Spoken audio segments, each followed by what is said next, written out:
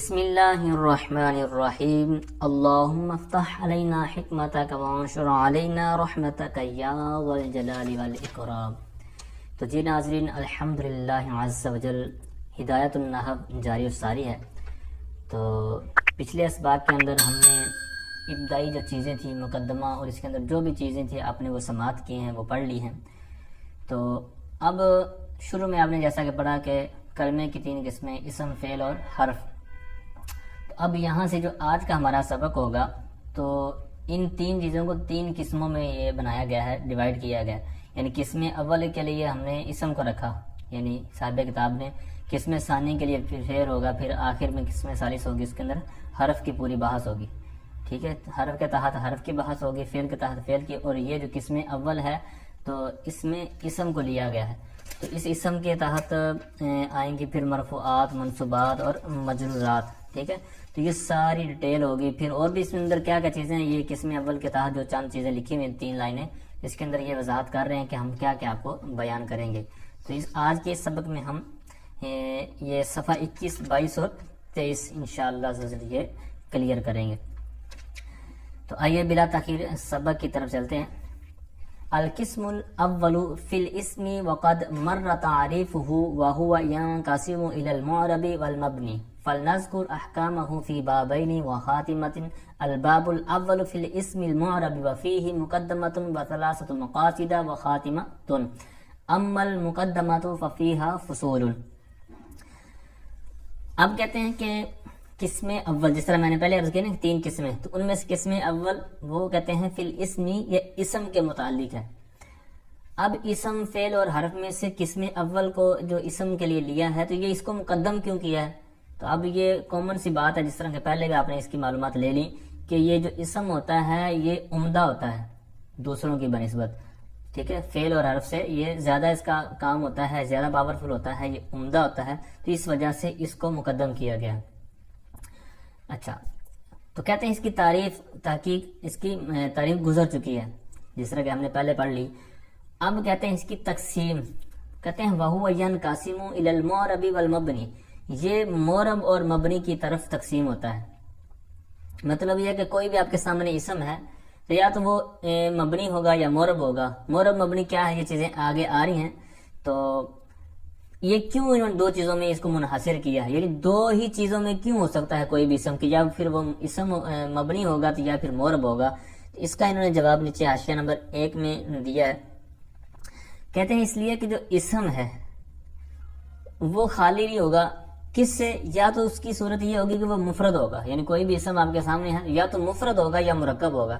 اگر مفرد ہے جیسے زید، عمر وغیرہ، کوئی بھی مثال لے لیں، تو یہ مفرد ہیں تو لہٰذا یہ مبنی ہوں گے۔ ٹھیک ہے، یہ جب کسی کے ساتھ جڑیں گے نہیں تو یہ مطلقاً جب اکیلے رہیں گے، زید، عمر، بکر وغیرہ، تو یہ مبنی ہوں گے۔ اور دوسری صورت کہ جب وہ مرکب ہوگا تو یا تو وہ مبنی اصل جو ہے اس کے مشابہ ہوگا تو یا پھر نہیں ہوگا۔ مشابہ ہو تو جو بھی آپ کی جو مبنی مشابہ کی آپ نے مثالیں یاد کی ہوئی ہیں، جو صورتیں ہیں، تو ان میں سے کسی کی بھی آپ مثال بنا سکتے ہیں۔ مثال کے طور پر آپ بنا لیں اس میں اشارہ کے ساتھ، تو جاءنی ہؤلاء، اب یہ مشابہ مبنی اصل ہے تو یہ اس کے ساتھ مرکب ہوگا جانے کے ساتھ، تو لہٰذا ایک صورت یہ ہوگی۔ اور یا پھر مرکب نہ ہو ان یہ مشابہ مبنی اصل کے ساتھ، جیسے جاءنی زیدن، اب زیدن ان میں سے کسی قسم کے تحت نہیں آتا، تو لہٰذا اب یہ دو صورتیں بنی۔ تو اب ان میں سے جو مشابہ ہے تو یہ بھی مبنی ہو جائے گا، اور لہٰذا دوسرا جو بنا جو مرکب ہے لیکن مشابہ کے ساتھ نہیں ہے، یعنی مشابہ مبنی اصل کے ساتھ نہیں ہے، وہ معرب ہو جائے گا۔ تو اب یہ تین جو آپ نے وجہ اثر کے اندر چیزیں گنی ہیں، تو ان میں سے دو چیزیں تو بن گئی مبنی اور ایک بنی معرب۔ تو یہی انہوں نے کہا ہے کہ اسم کی دو ہی صورتیں ہیں کہ کیا کیا بن سکتا ہے جو کہ آپ نے سماعت کر لیا۔ اچھا، آگے آئیے، کہتے ہیں تو ان قریب ہم اس کے احکام بیان کریں گے دو بابوں میں اور ایک خاتمے میں، یعنی دو باب بنیں گے اور ایک خاتمہ بنے گا، اور اس کے اندر یہ ساری ڈیٹیل ہو جائے گی۔ اب پہلا جو باب ہے، کیونکہ انہوں نے دو باب گئے نا، تو سمپل سی بات ہے، دو ہی چیزیں ہیں، معرب اور مبنی، تو ان میں سے ہر ایک باب مل جائے گا۔ تو پہلا باب معرب کے بارے میں، دوسرا پھر یہ مبنی کے بارے میں ہو جائے گا۔ ٹھیک ہے، تو پھر آگے مزید کہتے ہیں کہ فیہ، جو پہلا باب ہے، الباب الاول فی الاسم المعرب وفیہ مقدمۃ، کہتے ہیں پہلا جو باب ہے دو بابوں میں سے، یہ اسم معرب کے بارے میں، اور اس میں پھر کیا تقسیم کاری ہوگی، کیا کیا آگے سارا پھر نقشہ کیا ہے، کہتے ہیں اس میں پھر ایک مقدمہ ہے، 3 مقاصد ہیں اور ایک خاتمہ ہے۔ تو اب جو انہوں نے کہا نا کہ اس میں 3 مقاصد ہیں، تو یہ آ جائیں گے وہ مرفوعات، منصوبات اور مجرورات، خاتمہ پھر آخر میں اور ہوگی۔ تو اس کے اندر پھر آخر میں جو کہہ رہے ہیں کہ اما المقدمۃ ففیہا فصول، بہرحال جو مقدمہ ہے، کیونکہ انہوں نے کہا نا کہ ایک مقدمہ ہوگا، 3 مقاصد ہوں گے، خاتمہ ہوگا، تو مقاصد کے اندر آپ نے 3-4 چیزیں سماعت کر لی۔ جو مقدمہ ہے تو اس کے اندر فصول، چند فصلیں ہیں، تو یہ 4 فصلیں ہیں تقریباً۔ تو ان 4 فصلوں کا جو ہم آگے پڑھنے والے ہیں، تو ایک فصل انشاءاللہ آج 2 فصلیں ساتھ میں آج ملائیں گے۔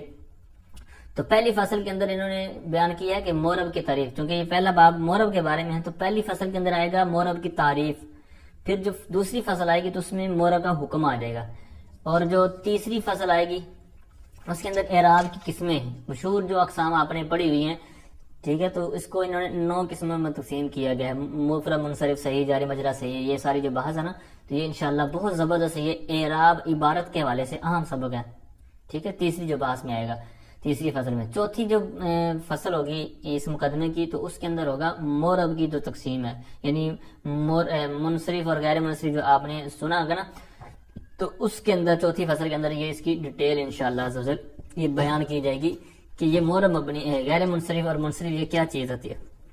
تو یہ بھی بہت زبردست اور اہم اور نازک یہ چیز ہے، تو انشاءاللہ یہ جو نقشہ ہے انشاءاللہ اس کو ہم کلیئر کریں گے کچھ اسباق کے اندر۔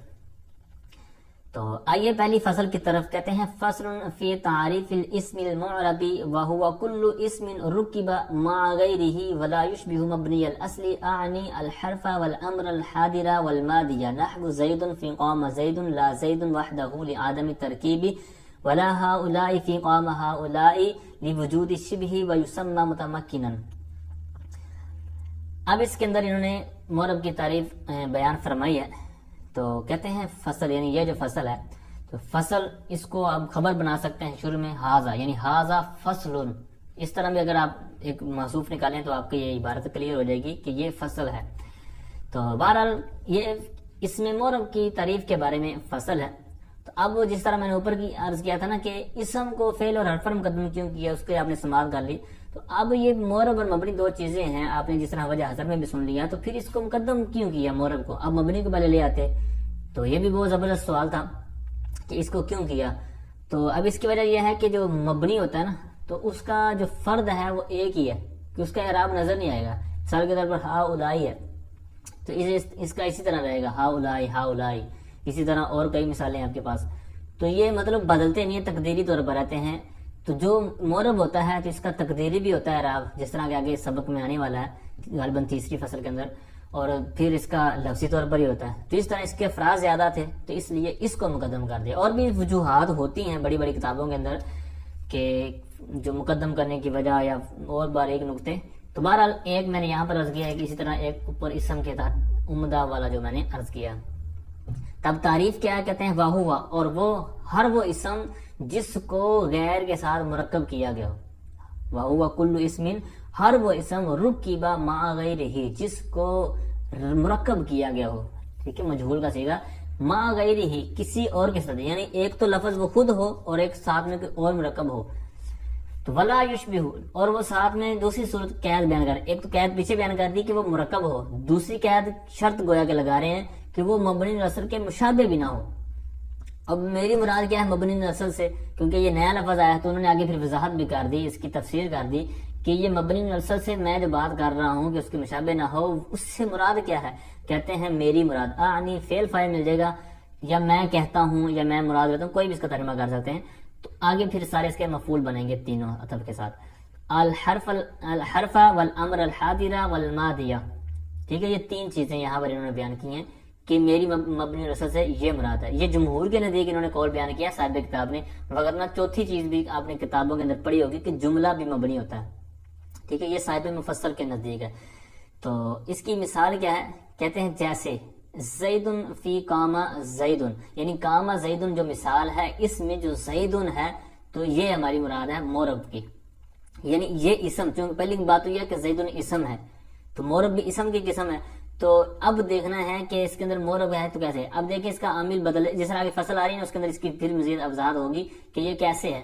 تو بہرحال اس کے اندر آپ نے یہ ذہن میں رکھنا ہے کہ زیدن یہ مورب ہے. جب لا زیدن وحدہ، نہ کہ اکیلا جب زیدن ہو، کیونکہ اکیلا جو ہوگا تو وہ میں نے جب وجہ اصل بیان کی تھی نا کہ مورب ہوگا یا مبنی ہوگا، تو وہاں آپ نے سماعت کر لیا کہ مفرد ہوگا تو وہ مبنی ہوگا. تو یہی انہوں نے قاعدہ لگا دی کہ زیدن اکیلا ہو، واحد ہو، تب یہ صورت نہیں ہوگی بلکہ پھر مبنی ہو جائے گا. مرکب ہوگا تو پھر یہ مورب ہوگا. اور لعدم ترکیب، یعنی یہ اسی کے ساتھ، یعنی زیدن وحدہ لعدم ترکیب، یعنی مرکب نہ ہو، اکیلا زیدن ہو تو یہ مورب نہیں ہوگا، مبنی ہوگا. اور جب یہ مرکب ہوگا تو یہ صورت آپ نے پڑھ لی.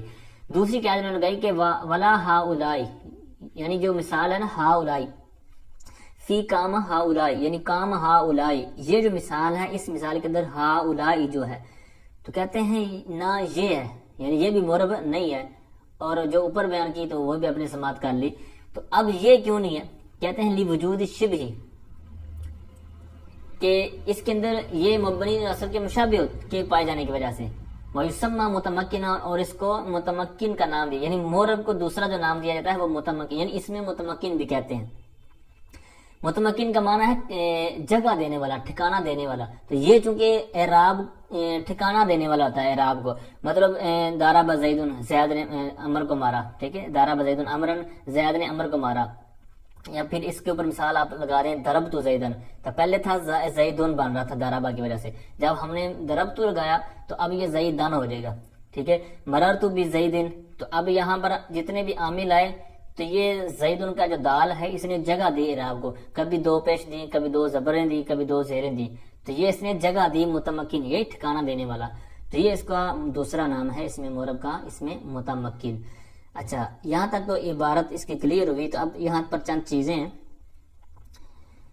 حاشیہ نمبر 2 میں، کہ یہ جو کہا نا کہ ہا اولائی، یہ مطلب اس کے اندر اب یہاں پر دو تو انہوں نے قاعدے بیان کیے نا نیچے.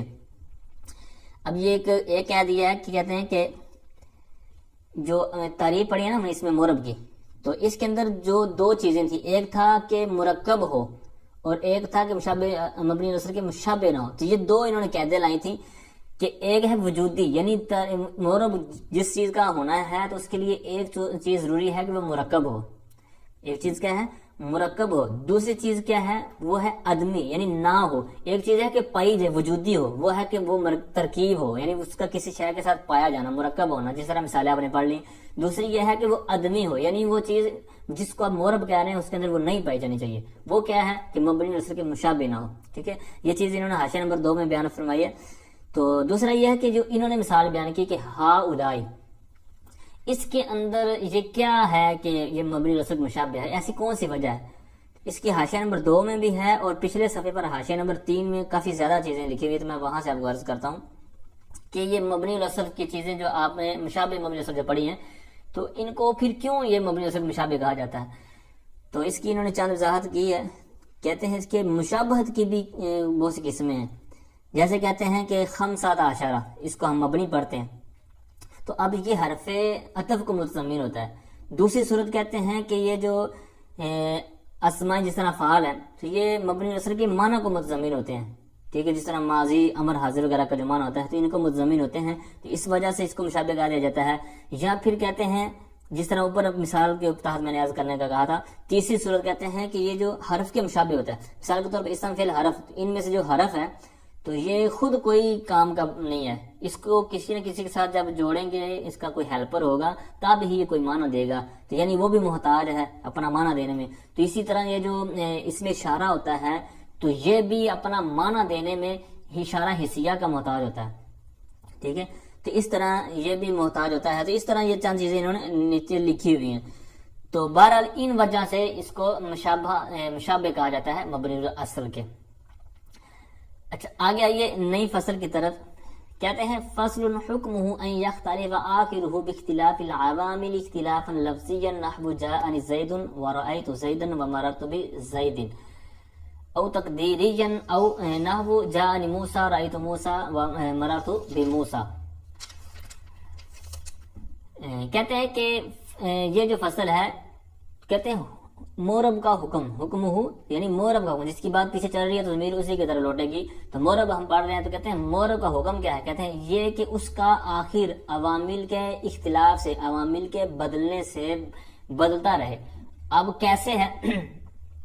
کہتے ہیں خواہ وہ لفظی طور پر اختلاف ہو یعنی بدلتا ہو، جیسے زیدن، یہ دال، تینوں جو مثالیں ان کی دال پر آپ دیکھ رہے ہوں گے کہ یہ لفظاً ہمیں نظر آ رہا ہے کہ یہاں چینجنگ ہو گئی ہے.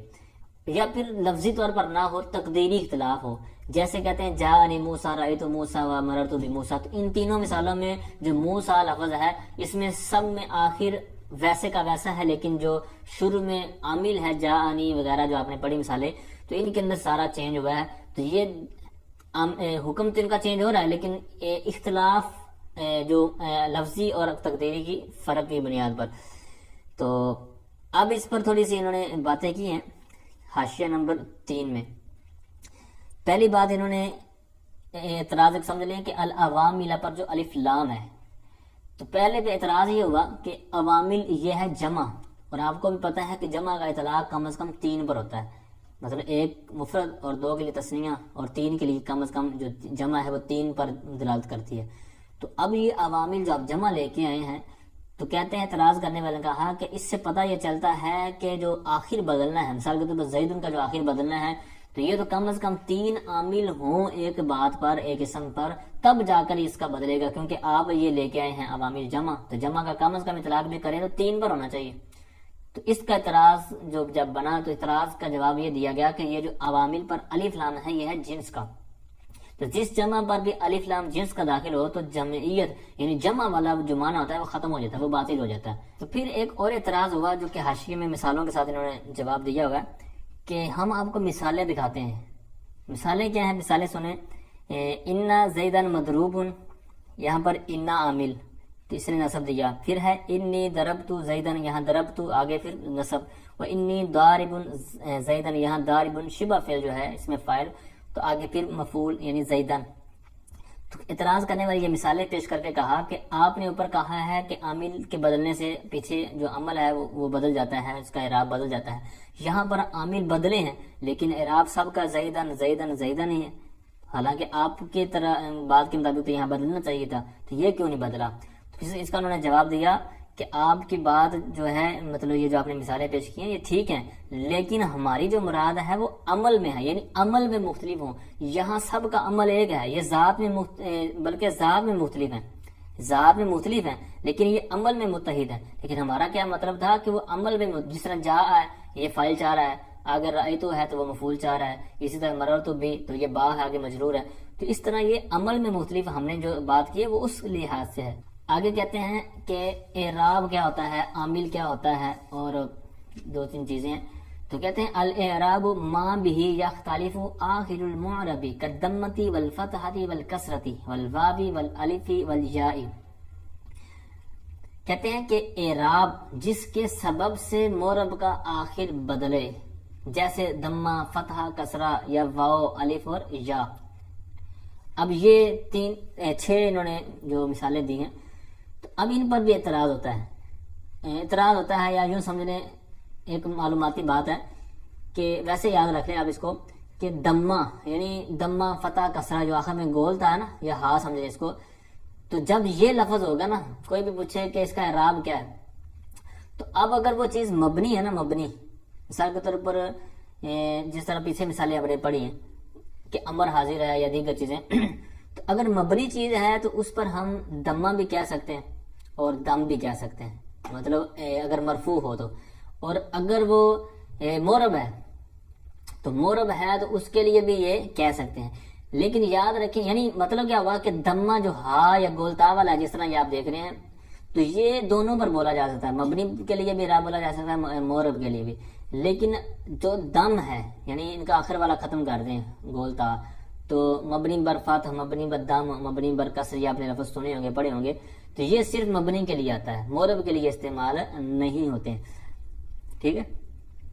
اچھا آگے آئیے، کہتے ہیں والاعراب الاسم علی ثلاثۃ انواع رفع ونصب وجر. جو اسم کے اعراب ہیں وہ 3 ہیں، رفع، نصب اور جر. والعامل ما به رفع او نصب او جر، اور کہتے ہیں عامل کیا چیز ہے؟ کہتے ہیں جس کی وجہ سے رفع نصب جار آئے. اب اس پر اعتراض ہوا کہ جس کی وجہ سے رفع نصب جار آئے عامل وہ ہوتا ہے. حالانکہ ہم آپ کو چند مثالیں دیتے ہیں دکھاتے ہیں، لیکن وہ کیا ہے کہ رفع نصب جزم کے لیے آتے ہیں. جیسے مثال کے طور پر کہتے ہیں کہ لم، لما، لام امر وغیرہ جو یعنی جازمہ جو. تو یہ جب اعتراض کیا تو معترض کالعامہ، تو بہرحال جواب ان کو پھر یہ دیا گیا کہ ہماری جو بحث ہے یہ آپ کو پتہ ہے کہ پیچھے اب تک جو ہم پڑھتے آ رہے ہیں یہ اسم کے بارے میں ہے، لہذا انڈرسٹوڈ ہے کہ یہاں پر بھی یہ اسم کے بارے میں بتایا جا رہا ہے کہ اسم کا عامل کیا ہے. تو وہ اسم کا جو عامل ہوگا وہ رفع نصب جر دے گا. تو لہذا جو آپ دے رہے ہیں وہ فعل کے لحاظ سے ہے کہ رفع نصب جزم، ٹھیک ہے. تو لہذا آپ کا اعتراض یہاں پر نہیں بنتا. اچھا جی، آگے کہتے ہیں محل اعراب کیا ہوتا ہے؟ کہتے ہیں محل الاعراب عن الاسم من الاسم هو الحرف الاخیر مثال الکلی نحو قام زید فقام عامل وزید معرب والضمۃ اعراب والدال محل الاعراب. اب یہ پورے صفحے میں جو کچھ چیزیں پڑھی ہیں ان سب کی مثال یہاں پر دے رہے ہیں. تو بہرحال پہلے تو سنیے، کہتے ہیں محل اعراب اسم میں سے جو محل اعراب ہے وہ حرف اخیر ہوتا ہے، وہ حرف اخیر ہے. مثال کے طور پر سب ان کے آگے مثالیں دے رہے ہیں کہ کہتے ہیں مثال الکلی، سب کی مثال. کہتے ہیں جیسے قام زیدن ایک مثال ہے، اس مثال میں سب کو کیسے ہم اجرا کریں گے سب کے لیے. تو کہتے ہیں اس میں جو قام ہے یہ عامل ہے، زیدن جو ہے یہ معرب ہے، کیونکہ اس کا عامل اگر بدلے گا پیچھے تو اس کا جو اعراب ہے وہ بدلتا رہے گا، تو لہٰذا یہ معرب ہوا. والضمۃ اعراب، اور ضمہ جو ہے وہ اعراب ہے. اوپر والی جو مثال تعریفیں پڑھی ہیں انہیں کو آپ نے ذہن میں رکھنا ہے. اور ضمہ جو ہے یہاں پر اعراب ہے، اور جو دال ہے زید ان کا یہ محل اعراب ہے، یعنی اس جگہ پر، اس محل پر، اس جگہ پر اعراب جو ہے وہ ظاہر ہو رہا ہے. اور یہ ساری چیزیں کلیئر ہوئی. اب پھر اعتراض ہوتا ہے هو الحرف الاخیر پر، ایک جو حاشیہ نمبر 3 میں انہوں نے دیا ہوا ہے کہ آپ نے کہا ہے کہ حرف اخیر پر اعراب ظاہر ہوگا. جس طرح آپ نے مثال بھی دی ہے کہ زیدن، ہم آپ کو ایک مثال دکھاتے ہیں، بلکہ 2 مثالیں کہتے ہیں کہ دیتے ہیں کہ جن کی وجہ سے وہ آخر والا نہیں ہوتا، حالانکہ آپ نے کہا ہے آخر پر ظاہر ہوتا ہے محل اعراب. تو کہتے ہیں جیسے انہوں نے کہا کہ تثنیہ اور جمع مذکر سالم کہ ان کے اندر آخر میں نون بھی ہوتا ہے، اور حالانکہ جو اعراب ہوتا ہے وہ ما قبل پر ہوتا ہے، نون سے ما قبل. تو اس کا پھر انہوں نے نیچے جواب دیا، کہتے ہیں یہاں پر جو نون ہے وہ حرکت کے عوض ہے، لہٰذا مراد وہی ہے جو ہم نے کہا کہ نون جو آخر والا ہوتا ہے نا، آخر والا حرف اخیر، تو اعراب اسی پر ظاہر ہوتا ہے. تو یہاں پر جو نون ہے یہ حرکت کے عوض میں ہے. تو اس طرح ان کو انہوں نے رفع کیا.